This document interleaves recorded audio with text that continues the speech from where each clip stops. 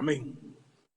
Dios les bendiga, hermanos. Gracias nuevamente por el privilegio que usted me concede de poder entrar a la intimidad de su casa, ahí a la intimidad de su hogar. Gracias. Lo que nos mueve realmente es proclamar la palabra para que el sustento sea oportuno. Hay un texto que yo siempre, pues, es uno de los textos que más me ha impactado en el tiempo que tengo de estar en el cristianismo, es Mateo 4:4. Dice Jesús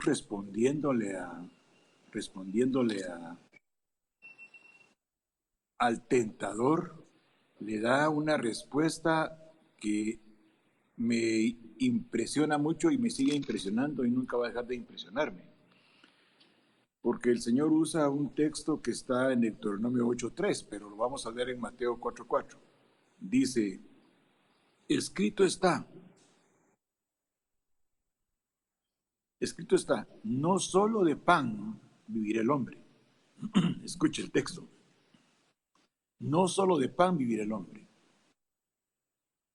sino de toda palabra que sale de la boca de Dios. Y es un texto así impresionante, ¿verdad? Porque habla a las personas que tienen espíritu vivificado. O sea, el Señor, cuando usted creyó en Él, se lo he repetido 500 veces y faltan como 3 millones que se lo repiten. El Señor es impresionante con todo lo que hace. Todo lo que hace es tan oportuno. Y cuando Él vivifica en nosotros, el espíritu que estaba dormido, que estaba muerto, que estaba detenido, es para que podamos entender esas cosas. O sea que los pensamientos de Dios y los caminos de Dios, el espíritu con minúscula, donde habita el Espíritu Santo, Dios Espíritu Santo, le enseña al espíritu suyo, que es el alimento del espíritu. Lo que el Espíritu Santo le da a su espíritu vivo es lo que lo va a usted definiendo y haciendo efectivo en el mundo espiritual. Fíjese que lo que le responde Jesús, le responde lo que está en Deuteronomio 8:3. No solo de pan vivirá el hombre, sino de toda palabra que sale de la boca de Dios. Quiere decir que el alimento físico sustenta el cuerpo. El cuerpo tiene una fecha para caducar. O sea que el cuerpo caduca, lo físico caduca. Pero el hombre espiritual no caduca. Recuerde que la tierra, que el cuerpo vuelve a la tierra. El cuerpo vuelve a la tierra. Pero el alma, ¿ah? El alma no vuelve a la tierra. El espíritu torna a Dios, que fue que lo dio, pero el alma no. El alma es el área que tiene la gran contaminación, que a través del sustento alimenticio, permítame decir así, del nutriente espiritual, el alma se va a convertir. El espíritu recibe la palabra porque es el depósito de Dios. El espíritu vivo en usted es el depósito de Dios. Recuerden lo que veíamos ayer en el capítulo 17, verso 24 de Mateo. Dios no habita en templo hecho de mano de hombre. Dios no habita aquí en el templo hecho de mano de hombre. Él habita en el espíritu que Él me vivificó. Ahí el Espíritu Santo recibe la palabra, la decodifica y la pone en su alma para que su alma siga los caminos establecidos por la palabra. Pero la única manera de poder crecer en esta área es escuchando palabra. Por eso, ahorita que nosotros enviábamos el mensaje, entraron algunos textos que para mí siempre son impresionantes. Respondió hermana Limni y hermana Flor, la hermana pastora Ani, el hermano Ronaldo Barrios y el hermano pastor José Rodas. Y pusieron un texto que dice, mas tú, oh Señor, eres escudo en derredor de mí, mi gloria y el que levanta mi cabeza. Solo con esos textos podíamos dar por terminado. Mire ese alimento. porque Dios es el que levanta nuestra cabeza, Él es escudo alrededor de nosotros. Y otro texto que mandaron las hermanas fue, el camino de Dios es perfecto, la palabra del Señor es intachable, escudo es Dios a los que en Él se refugian. Esos textos son definitivamente impresionantes. Mire, dice otro texto de los que mandaron los hermanos. Es que estamos hablando de esto porque dice que el hombre vivirá de toda palabra que sale de la boca de Dios. El hombre vivirá de toda palabra que sale de la boca de Dios. Dice la Biblia de las Américas, dice ese texto en el 2.7 de Malaquías. Pues los labios del sacerdote deben guardar la sabiduría y los hombres deben buscar la instrucción de su boca, porque a él ha levantado Dios como mensajero.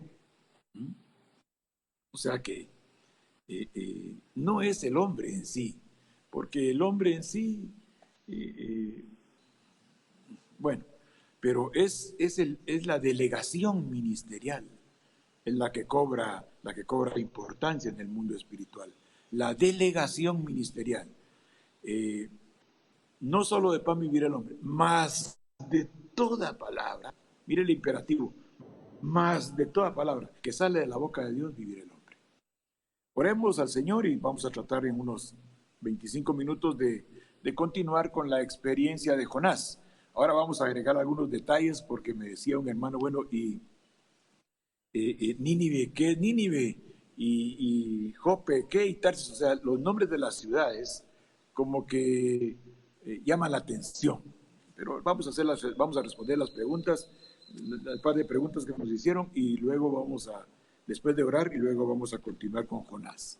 Si quiere usted allí en señal de reverencia a Dios, inclina su rostro, entra a su altar privado que Dios ha puesto y vamos a orar. Padre, en el nombre poderoso de Cristo Jesús, te agradecemos, Dios eterno, en el nombre de Jesucristo, el privilegio que nos das, Padre, de posibilitar estos medios, Señor, que se están santificando, permitiendo que tu palabra fluya, Señor, a través del espacio, Padre amado, por la vía satelital, Señor, saturando el mundo de la información gloriosa de que tú has pagado por nuestros pecados y que en tu resurrección hemos sido justificados delante del Padre. Perdónanos, Dios eterno, porque somos pecadores.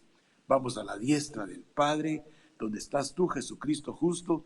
Venimos inspirados por el Espíritu Santo, tomamos, Señor, de tu sangre para cubrirnos y vamos nuevamente delante del Padre y nos declaras tú, Señor Jesucristo, justificados.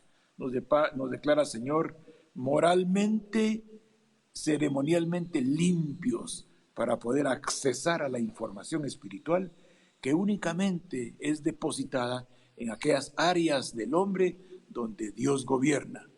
Ahora, Señor, yo bendigo con una bendición de salud, de prosperidad, de paz, de benevolencia, de benignidad, de mansedumbre a todos y cada miembro de la congregación Monte Gerizim y la extendemos, Padre, a todo el cuerpo místico de Cristo Jesús. Entonces lo suplicamos, Dios eterno, en el nombre que está sobre todo nombre, en el nombre poderoso, maravilloso y misericordioso de Cristo Jesús. Amén y amén. Fíjese, hermano, que Nínive era la capital de Asiria.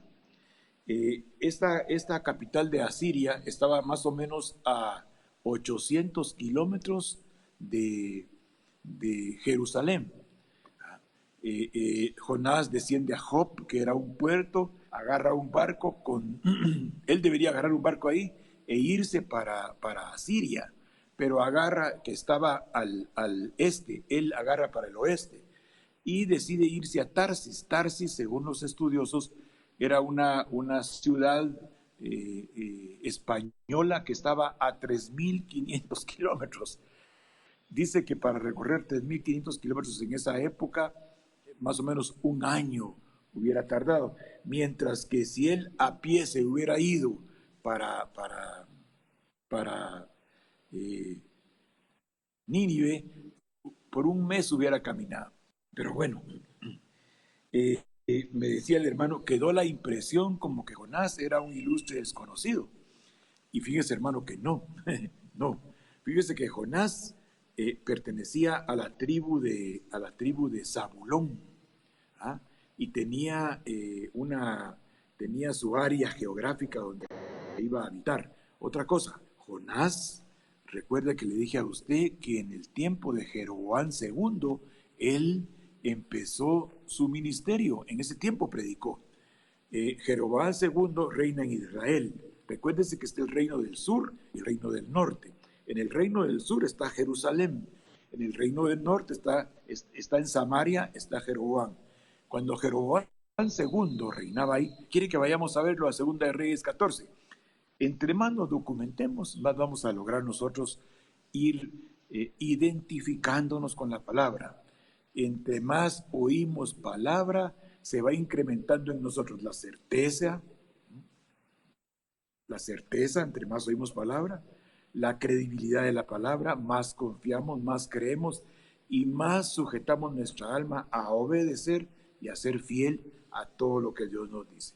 Leamos Segunda de Reyes, capítulo 14, verso 23. El año 15 de Amasías, hijo de Joás, rey de Judá, comenzó a reinar Jeroboam II, hijo de Joás, sobre Israel, sobre las 10 tribus, en Samaria, que está al norte. Y dice, y reinó 41 años.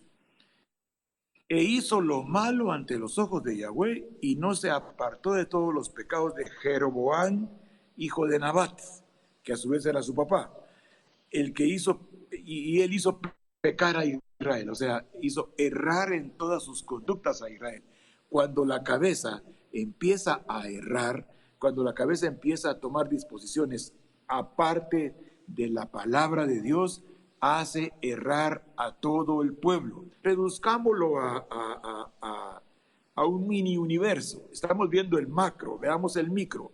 Cuando un padre de familia no actúa, siendo cristiano, no actúa a la luz de la Escritura, es muy factible que toda la familia empiece a errar, o sea, a salirse del camino. Me refiero a todos los que están bajo la cobertura habitacional en una casa donde hay un gobierno establecido por Dios, que es el varón, o sea, el papá, que tiene como cabeza a Cristo. En ausencia del papá por cualquier razón, la mamá se constituye en autoridad delegada y el Espíritu Santo a ella le va a revelar lo que la palabra establece.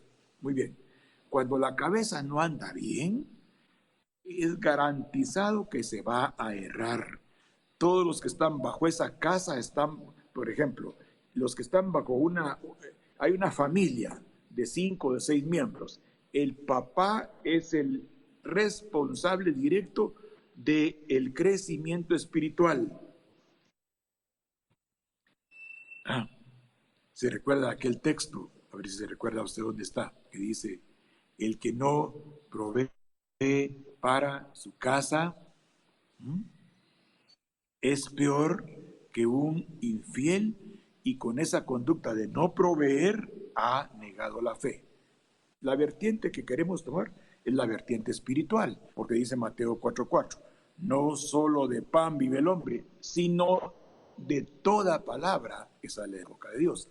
La palabra que sale de la boca de Dios viene a este varón, a esta cabeza, y él es el encargado de ir notificando con sabiduría el conocimiento de la Escritura. Por supuesto, hermanos, esto es conversión. Esto es conversión. Esto es conversión. Si usted no lo está haciendo, yo le sugiero que se arrepienta, o sea, reconozca que en el ámbito familiar ha errado y ha provocado que los que están bajo su cobertura, bajo su autoridad, tuerzan el camino. Pero en Dios todo tiene solución, media vez y cuando tengamos vida biológica. Todo tiene solución. Si esa es su condición, usted tiene que reconocerlo delante de Dios, retomar el camino del Señor y empezar a orientar su casa de acuerdo a como Dios lo establece. Porque el alimento espiritual, que es la palabra, es más poderosa que toda postura humana. Las posturas humanas fenecen, perecen, desaparecen, pero las posturas espirituales que vienen de Dios son de ayer, de hoy y de siempre. Jeroboam II había provocado con sus desgobiernos que todo Israel, 10 tribus, entraran en un derrotero de desagrado para Dios. Sigamos leyendo. Dice el verso 14, el verso 24 de Segunda de Reyes 14. Segunda de Reyes 14, verso 24. Jeroboam hizo lo malo ante los ojos de Yahweh y no se apartó de todos los pecados de su papá. Y esto conllevó que todo Israel pecara. Dice que Jeroboam restauró los límites de Israel desde la entrada de Hamat hasta el mar de Arabá, conforme a la palabra de Yahweh, Dios de Israel, la cual él había hablado por su siervo Jonás, oiga, hijo de Amitai, profeta que fue de Hat Efer. Tal vez, como a usted le gusta conocer Biblia, vámonos a Josué 19. Vámonos, y como no le doy oportunidad de responder, ¿verdad, hermano? Y si responde no le escucho, entonces vamos a Josué 19. Vamos a Josué 19. Vamos a leer en Josué 19 los versos del 10 al 16. Es para que usted se dé cuenta que toda persona que Dios usa tiene un origen. Toda persona que Dios levanta ministerialmente tiene atrás los que lo instruyeron. Mi primer pastor fue Belarmino Martínez. Mi segundo pastor fue Rolando González. Dentro del hermano Belarmino Martínez y el hermano Rolando González, pastoreaba como apóstol el hermano Otoniel Ríos Paredes. Cuando el hermano Otoniel Ríos Paredes en mayo del 98 pasa a la presencia de Dios, nos pusimos bajo la instrucción, bajo la autoridad apostólica de Sergio Guillermo Enríquez Oliva. O sea, yo traigo una genealogía de carácter espiritual terreno. Yo reconozco que estos hombres Dios los usó para ir definiendo en mí un carácter espiritual. Por supuesto, hermanos, hubo una serie de ministros que aportaron para mí información de orden espiritual, y esa comida de orden espiritual fue dilucidando en mí mi vida espiritual. No puedo dejar de mencionar a hermano Leopoldo Pimentel y su esposa Juanita de Pimentel, al hermano José Rodas, su esposa Dorita de Rodas, al hermano Eduardo Marroquín, que fueron ministros de Dios, que fueron dilucidando en mí y decodificando en mí un ministerio. ¿Por qué le digo esto? Porque nunca tenemos que dejar de reconocer que todas las personas que colaboraron en nuestro crecimiento espiritual, en nuestra definición espiritual, merecen un reconocimiento espiritual y tienen que ser parte de nuestra oración diaria. Muy bien. Yo le agradecería a usted, como miembro de Monte Gerizim, que en su vida devocional, usted un espacio ahí dijera: Señor, yo te ruego por la familia pastoral de la Iglesia de Cristo Monte Gerizim. Solo eso diga, ¿verdad? Entonces usted va a afinar el oído de Dios, perdón por la palabra afinar, y el Señor va a volver sus ojos y va a respaldarnos. Josué 19 del 10 al 16. La tercera parte tocó a los hijos de Zabulón, conforme a sus familias, y el territorio de su heredad fue hasta Sarid, y su límite sube hacia el occidente a Marala y llega a Dabeser, y de ahí hasta el arroyo que está delante de Jokneam, y gira de Sarid hacia el oriente, hacia donde nace el sol, hasta el límite de Kislot Tabor, sale a Daber Arat y sube a Jafia. Verso 13, pasando de ahí hacia el otro lado oriental, a Hat Efer, y a Itacasim, sale a Raimón, rodea a Nea. Pero fíjese el verso 13, Het Jefer era el lugar de habitación donde surgió el profeta Jonás. O sea, ¿quién puso a ese muchacho? Aquí tenemos el origen. Iba a emplear un término coloquial chapín, pero me lo detuve a tiempo. Luego al norte el límite gira hacia Hamatón, viniendo a salir al valle de Jefteel y abarca Catat, Naal, Simrón, Idala, Belén, 12 ciudades con sus aldeas. Esta es la heredad de los hijos de Zabulón conforme a sus familias. Estas ciudades son con sus aldeas. Y también allá en el capítulo 49 de Génesis habla de Zabulón. Pero yo lo que quiero es que usted se dé cuenta y entienda que toda persona que Cristo ha llamado tiene una hoja de vida espiritual terrena, aparte, por supuesto, de todas las bendiciones espirituales que recibimos en Cristo Jesús en los lugares celestiales. O sea, no somos un accidente espiritual, somos una planificación de parte de Dios. Muy bien. Segunda de Reyes 14, verso 25. Mire todo lo que hizo Jeroboam II, cosas materiales con el respaldo de Dios. Quiero que me entienda esto. Y esto lo estoy diciendo porque tiene una razón de ser. Los logros materiales, gloria a Dios, son de Dios. Los logros materiales de los cristianos, la casa, la mesa, la comida, la despensa, la salud, todo proviene de Dios. Eso proviene de Dios. Pero que esto provenga de Dios es un pacto que Él tiene de proveernos. Cuando nosotros recibimos a Cristo, nos constituimos nosotros en casa del Señor. Entonces, primera de Timoteo 5:8 se cumple en nosotros. Dios provee para nuestras vidas, Dios sustenta nuestras vidas. No hay justo desamparado, ni simiente del justo que va a mendigar pan. Siempre va a haber provisión, aunque haya gran adversidad, gran dificultad, gran escasez. La casa del justo estará provista, porque Dios es fiel para con su casa, y usted y yo y todos los que hemos recibido a Cristo somos fieles para su casa. Mire, dice que lo que hizo Jeroboam II, restauró los límites de Israel desde la entrada de Hamat hasta el mar de Arabá, conforme a la palabra de Yahweh, Dios de Israel, la cual él había hablado por su siervo Jonás, hijo de Amitai, profeta que fue de Had-Efer. O sea, Jonás tenía un origen. Jonás había cumplido una función. Esto porque un hermano me decía, hermano, entonces Jonás era un ilustre desconocido, de repente lo levantó Dios. No, tenía su hoja de vida dentro del ámbito espiritual. Y que conste que Jonás en un tiempo difícil fue profeta. Ya no estaba Elías, ya no estaba Eliseo, ya no estaban ellos. En el tiempo de Jeroboam II, hermano, esta gente de Asiria, esta gente de Nínive era gente violentamente guerrera. Ahora envían a Jonás. Vamos a Jonás porque agarramos por otro lado, pero siempre la palabra no está de más. Yo creo que la palabra es oportuna y algo dijimos. Antecito de Miqueas aparece Jonás. Nos quedamos que han lanzado a Jonás al agua. Fíjese pues, este era un profeta, ya vimos allá en Segunda de Reyes 14:25, que tenía una representación espiritual y había hablado en un tiempo difícil.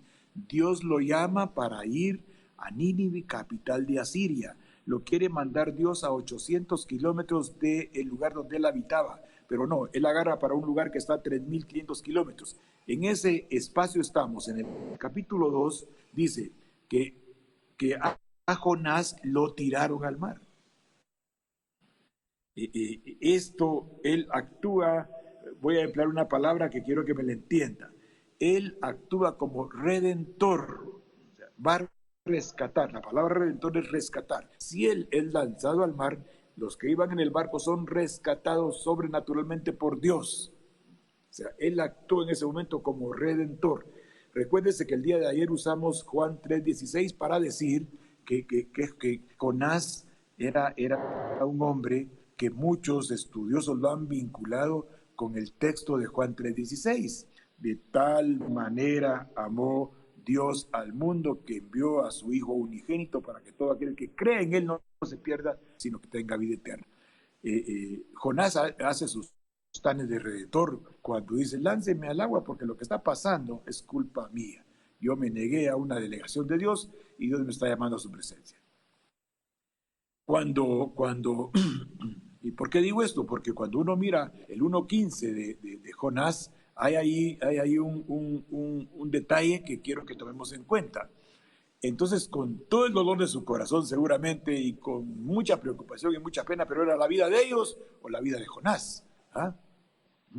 O sea, uno iba a morir por todos, ¿verdad? El justo Jonás, porque era un profeta, el justo Jonás, aunque ese momento, pasando un momento de debilidad, pasando un momento de crisis, el justo Jonás por los injustos del barco. El justo se va al agua y los injustos son preservados. Dice el verso 15, y tomaron a Jonás, de 1.15 de Jonás, y tomaron a Jonás y lo echaron al mar, y el mar se aquietó de su furor. Y temieron aquellos hombres a Yahweh Elohim con gran temor. El principio de la sabiduría es el temor de Dios. Se recuerda ahí en el capítulo 11, verso 2 de Isaías, temor de Yahweh es uno de los espíritus que Dios pone. Un espíritu de los 7 espíritus que tiene todo hombre, que el Espíritu Santo mora en él. Eso está dentro de usted. Mire pues, hermano, con la llenura del Espíritu Santo empiezan a hacerse manifiestos esos espíritus. Sabiduría, entendimiento, conocimiento, inteligencia, temor de Dios. Eso empieza a hacerse evidente, empieza a ser patente dentro de uno. Lo hermoso del cristianismo es que no hay cosa más gloriosa que depender absolutamente de Dios. El temor de Dios no es un uy, qué miedo.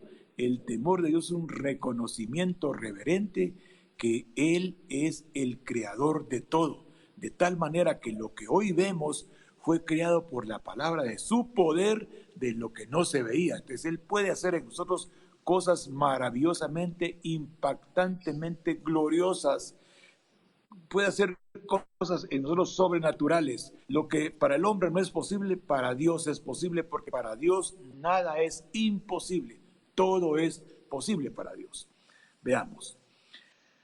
Y temieron aquellos hombres a Yahweh con gran temor. Cuando vieron que el mar se calmó, entró en ellos un temor reverente y ofrecieron, dice, sacrificios a Dios e hicieron votos. Aquí sí no le puedo dar ninguna explicación, porque esta gente, suponemos, era un barco mercante con gente de origen, supongo yo, cananea, comerciantes, que lo único de valor para ellos era no morirse y el dinero. Veamos entonces el 1.17 de Jonás. Pero Yahweh tenía preparado un gran pez que tragase a Jonás, y estuvo Jonás en el vientre del pez 3 días y 3 noches. Muchas veces nosotros, yo creo haber cometido ese error, vimos en Jonás por su carácter temperamental, vimos a alguien con una marcada desobediencia, con una actitud irreverente a todas luces, negándose a seguir la delegación de Dios. Pero yo le decía a usted ayer, nosotros cuando no tomamos los caminos que la palabra establece, nos estamos tornando rebeldes a Dios. Por eso es que hemos insistido, hermanos, que el corazón de los padres a los hijos, de los hijos a los padres, y el corazón de los rebeldes al camino de los justos. Ahora, estos justos, decía yo, van a salir de cada hogar donde el corazón del hijo se vuelque al corazón del padre, porque el padre empieza a actuar de acuerdo a la instrucción de Dios, con sabiduría, con inteligencia, con conocimiento, con dominio propio, con todas las características propias de un cristiano. Imagínese usted a alguien con amor, con gozo, con paz, con paciencia, con benignidad, con bondad, con fe, con mansedumbre, con dominio propio, que así fuéramos los padres de familia. ¿Cuál sería el espíritu que se movería en nuestras casas? De hecho, el Espíritu Santo está presente, porque Él es fiel, Dios es fiel. Nuestra infidelidad y nuestra vida pecaminosa no aparta en ningún momento los beneficios que Dios quiere darnos, pero son de orden terreno. Fíjense, hermanos, que Jeroboam había hecho lo que el profeta Jonás había dicho, en el sentido de establecer los lugares y los límites geográficos, y eran de grandes porciones de tierra, pero la vida espiritual estaba ajena completamente a lo que Dios quería establecer. Pero Yahweh tenía preparado un gran pez para que tragase a Jonás, y estuvo Jonás en el vientre 3 días y 3 noches. Otra confirmación de que Jonás era un hombre reconocido por Dios la encontramos en Mateo capítulo 12, verso 39. Leámoslo. Mire, no importa el tiempo que nos estemos viendo a Jonás. Usted léalo, reléalo, apréndaselo de memoria, recítelo, declámelo, qué sé yo. Pero lo que yo quiero es esto, y le quiero anunciar.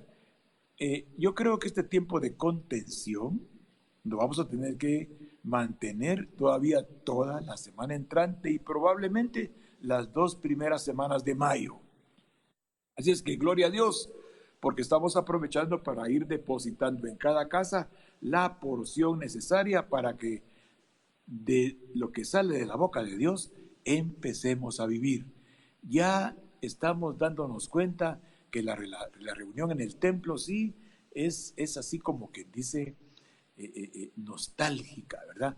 Pero siento que es mejor que usted esté recibiendo por este medio, y gloria a Dios por estos medios, ¿verdad, hermano? Un tiempo se dijo que esto era del diablo, que era la net del enemigo, y ahora la estamos redimiendo con palabra de Dios, no los pastores, no los apóstoles, no los profetas, no los evangelistas, no los maestros de la escritura, sino que cuando la palabra está fluyendo por todos lados, como es espíritu y es vida, está impregnando los satélites. Usted va a decir, este hermano está chiflado. Está bien, pero es una verdad. Dios es espíritu y es vida, y donde Dios pasa con su palabra, impregna el lugar de su palabra. Es más, espíritus inmundos que habían estado reinando en su casa, espíritu de disolución, espíritu de contienda, espíritu de irrespeto, espíritu de pleito, se va en el nombre de Cristo Jesús, porque Dios está reclamando lo que le pertenece, que es su alma, su pensamiento, su mente, y es más, está reclamando esa casa de habitación donde usted vive, porque esa es una añadidura de Dios. Todo lo que usted tiene, hermano amado, y lo que yo tengo, a Dios le ha placido darlo. Ahora solo falta que nos pleguemos a la instrucción de Dios para que ese alimento espiritual vaya modelando, vaya modulando, vaya cambiando en nosotros toda temporalidad, y el día que Él venga seamos súbitamente transformados. Verso 39 del capítulo 12 de Mateo. Vamos a leer vamos a empezar en el 38. Mateo 12, 38. Entonces respondieron algunos de los escribas y de los fariseos diciendo: Maestro, deseamos ver de ti señal. Bueno, la pregunta para alguien mire, hermano, la gente que no tiene Espíritu Santo o lo tiene contristado, quiere ver evidencias materiales de la presencia de Dios. Mire para dónde lo mandan a uno. No lo mando yo, lo manda Cristo. La gente que tiene contristado el Espíritu Santo porque cree que lo material ha sido producto de su esfuerzo, la gente que escucha y ve que su hogar no está como a Dios le agrada y cree que es como consecuencia de que ella o que aquello o que el otro tiene la culpa, no. El culpable directo del desgobierno de los hogares es el delegado. El delegado, si es una sola mujer y tiene 2 hijos, tiene 3 hijos, y no está el esposo por X razón, ella es la delegada de Dios para que fluya a esa casa la bendición. Va a haber provisión material, pero es más importante la provisión espiritual, porque aquel hombre había acumulado grandes posesiones en sus hilos, y llegaron y le dijeron: has acumulado muchas posesiones, tienes granos, tienes trigo, tienes cebada, tienes para vivir y hacer vivir una población por mucho tiempo, pero esta noche vienen a pedir tu alma, y todo lo que has acumulado no te va a salvar. ¿De quién irá a ser? Dicho popular: nadie sabe para quién trabaja. Así es que, hermano, trabaje por su alma, dándole espacio a la palabra. Entonces respondieron algunos de los escribas y de los fariseos diciendo: Maestro, deseamos ver de ti señal. Y él respondió y les dijo: la generación mala y perversa, infiel, adúltera, demanda señal, pero señal no les va a ser dada, sino la señal del profeta Jonás. Porque como estuvo Jonás en el vientre del gran pez 3 días y 3 noches, así estará el Hijo del Hombre en el corazón de la tierra 3 días y 3 noches. Los hombres de Nínive se levantarán en el juicio con esta generación y la condenarán, porque ellos se arrepintieron a la predicación de Jonás. Y aquí, más que Jonás, hay alguien más grande que Jonás en este lugar. ¿Qué le parece? Damos gloria a Dios. ¿Ah? O sea, Jonás era alguien que evidentemente sirvió a Dios. Entonces, hermanos amados, vamos a empezar el verso 2, 1 del libro de Jonás, del profeta Jonás, profeta menor. Pero ya tenemos y sabemos quién es sabemos quién es él. En esta oración, que solo la vamos a leer hoy, y si Dios permite mañana, bueno, creo que mañana tenemos un invitado, todavía no estoy seguro, no estoy seguro todavía, pero escuche. Entonces oró Jonás a Dios desde el vientre del pez. Esta es una forma metafórica de hablar, una forma metafórica de hablar, una forma metafórica de hablar. O sea, se pone una situación para poder evidenciar algo que queremos mostrar. Recuerde que la escritura es interpretativa, es literal, es alegórica y es un misterio. Ahorita vamos a ver, hemos estado viendo los 4 niveles: la interpretación, hemos dado la interpretación, lo literal, lo alegórico, y hemos visto muchos misterios en el curso de esta narración de los 17 versos de Jonás 1. Entonces oró Jonás a Yahweh y él me oyó. Está Jonás hablando. Invoqué en mi angustia a Yahweh. 2:2 de Jonás. Invoqué en mi angustia a Yahweh y él me oyó. Desde el seno del Seol clamé. O sea, no era el vientre del pez, era el seno del Seol. Era el seno del Seol. Y mi voz oíste. Me echaste a lo profundo en medio de los mares y me rodeó la corriente. Todas tus ondas y tus olas pasaron sobre mí. Entonces dije: desechado soy de delante de tus ojos, mas aún veré tu santo templo. Las aguas me rodearon hasta el alma, rodeóme el abismo, el alga se enredó a mi cabeza, descendí a los cimientos de los montes, la tierra echó sus cerrojos sobre mí para siempre. Mas tú sacaste mi vida de la sepultura, oh Yahweh Elohim, Dios mío. Cuando mi alma desfallecía dentro de mí, me acordé de Yahweh, y mi oración llegó hasta ti en tu santo templo.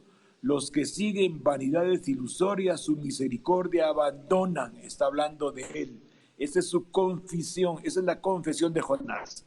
Yo me vi olvidando tu misericordia por andar tras vanidades ilusorias.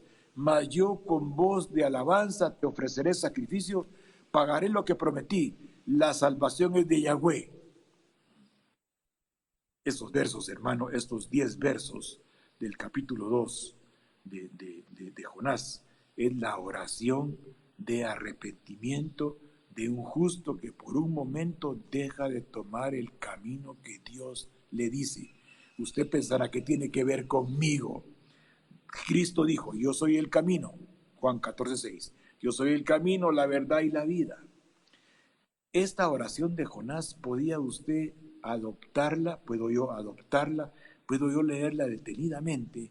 Y mire pues, hermanos, el problema es que nosotros seguimos vanidades de carácter ilusorio, seguimos los deseos de los ojos y los deseos de la carne, vanidades ilusorias. Entonces abandonamos la misericordia de Dios. Hoy en la mañana yo a los miembros de Monte Gerizim, por el chat les enviaba yo algo al respecto de la misericordia. Hermanos amados, Jonás, ¿ah? En este momento descendió al Seol por desobediente. No era un lugar para él. pero la desobediencia de hacer las vanidades ilusorias lo hicieron abandonar su misericordia, la que Dios tenía para él. Damos gloria a Dios. Yo creo que todos los textos los podemos aplicar nosotros. Recuerde que todo lo que estamos haciendo ahora está en tres funciones espirituales. Llenura del Espíritu Santo para que Dios nos guíe. Restauración de los hogares por medio de la unción del Espíritu Santo. Y segundo, aprender y entender que damos gloria a Dios por la provisión, por las propiedades materiales, por la salud y todo lo que Dios nos da en nuestro cuerpo físico.